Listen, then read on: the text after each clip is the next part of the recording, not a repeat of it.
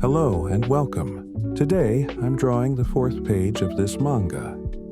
I want to go over the manga in this video, so lean back and enjoy.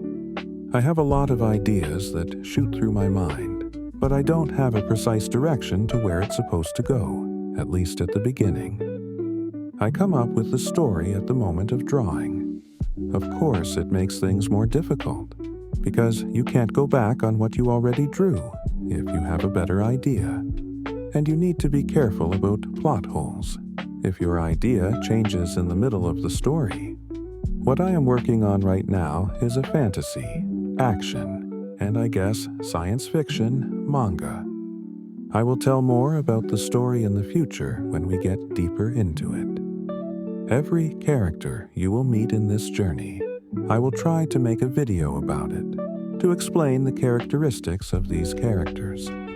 Also, if it wasn't obvious, I am using Procreate to draw.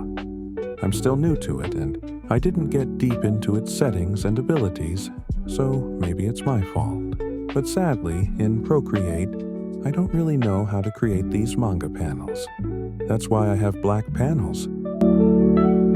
Anyway, I don't have anything else to say for now, so see you hopefully in the next video.